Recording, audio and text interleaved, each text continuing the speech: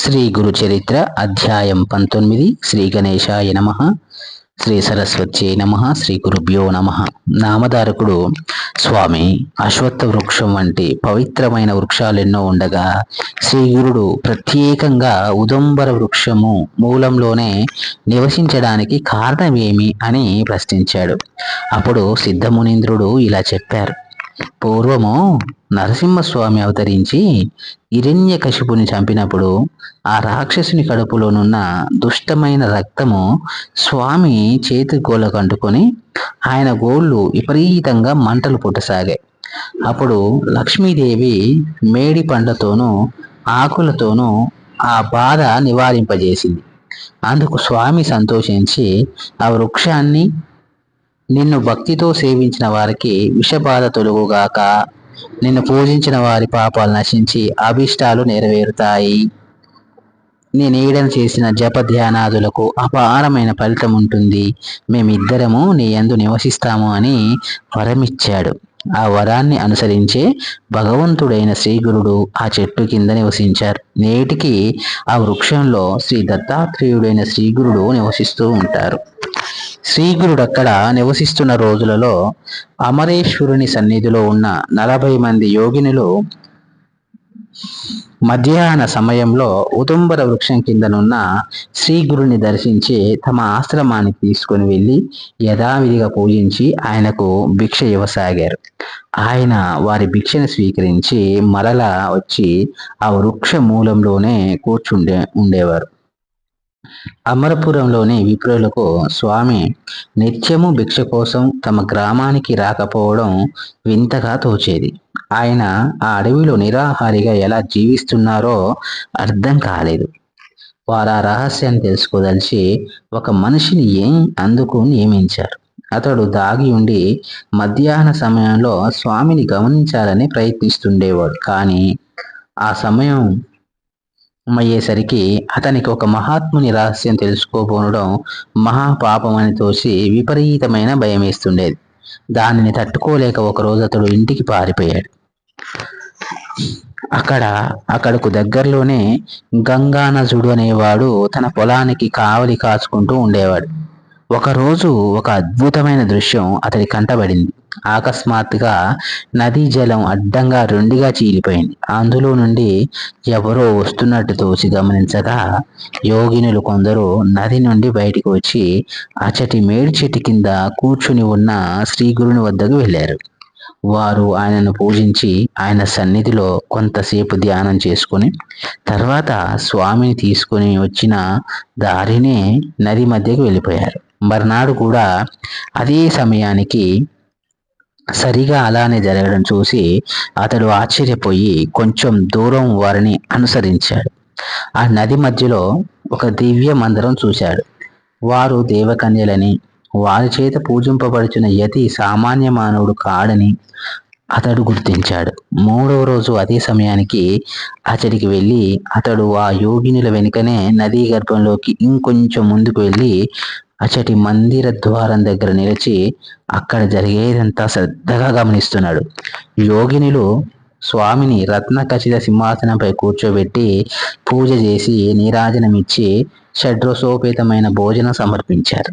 తర్వాత శ్రీగురుడు మందిరం నుండి తిరిగి వస్తూ గంగానజుని చూసి నీవెవరు, ఎక్కడికి ఎందుకు వచ్చావు అని అడిగారు.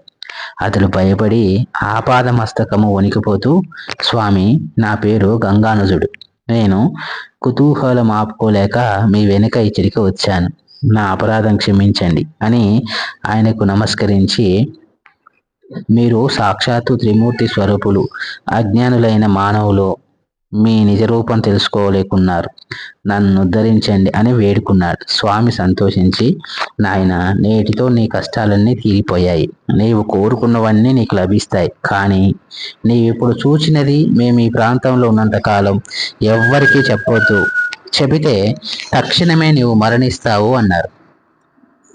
గంగానజుడు అలాగేనని చెప్పి గురువుకు నమస్కరించి సంతోషంగా తన పొలానికి వెళ్ళాడు. అప్పుడే అతనికి అక్కడ ఒక నిధి దొరికింది. నాటి నుండి అతడు ప్రతిరోజు భార్య సమేతంగా వచ్చి శ్రీగురుణ్ణి సేవిస్తూ ఉండేవాడు. ఒక మాఘ పూర్ణిమ రోజున గంగానుజుడు యథాప్రకారం శ్రీగురుని దర్శించి, స్వామి, మాఘమాసంలో ప్రయాగ, కాశీ, గయలలో స్నానం చేయడం ఎంతో పుణ్యమని చెప్తారు. కానీ వాటిని నేను దర్శించనైనా లేదు. ఆ క్షేత్రాల మహత్యం వినినా కూడా పుణ్యం వస్తుందంటారు. కనుక దయతో వాటిని వివరించి చెప్పండి అని కోరాడు. శ్రీ నృసింహ సరస్వతి సంతోషించి, ఈ కృష్ణ పంచనది సంగమం సాక్షాత్తు ప్రయాగయే. త్రిస్థలి అని ప్రసిద్ధికెక్కిన ప్రయాగ, కాశీ, గయ ఎంతో మహత్తరమైనవి. అలాగే ఇక్కడి సంగమము, యుగాలయము, కరవీరము అనే మూడు కూడా త్రిస్థలి అని తెలుసుకో. ఈ మూడింటిని నీకు ఇప్పుడే చూపిస్తాను అని చెప్పి స్వామి పులి చర్మంపై కూర్చుని గంగానుజుని తమ పాదుకులను గట్టిగా పట్టుకొని కళ్ళు మూసుకోమన్నారు. క్షణకాలంలో శ్రీగురుడు అతనికి ప్రయాగ దర్శనం చేయించి, మధ్యాహ్నం కాశీలో విశ్వనాథుని దర్శనం చేయించారు. సాయంత్రం అయ్యేసరికి గయ దర్శనం కూడా చేయించి సూర్యాస్తమయానికి తిరిగి అతనిని సంగమానికి తీసుకొచ్చారు. ఆ తర్వాత ఆ త్రిస్థలిలో సమానమైన అక్కడ ఉన్న 3 క్షేత్రాలను కూడా చూపించారు.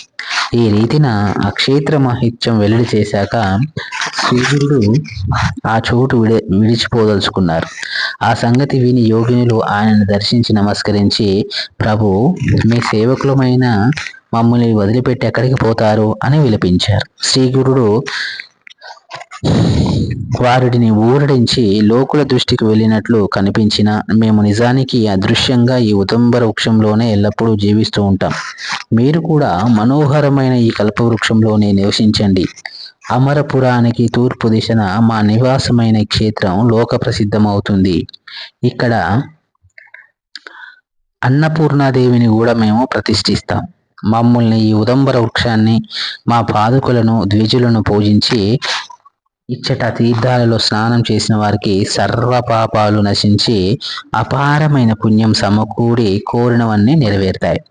ఈ వృక్షం క్రింద చేసిన జపము, హోమము, రుద్రాభిషేకము మొదలైన సత్కర్మలకు 1,000,000 రెట్ల ఫలం ఉంటుంది.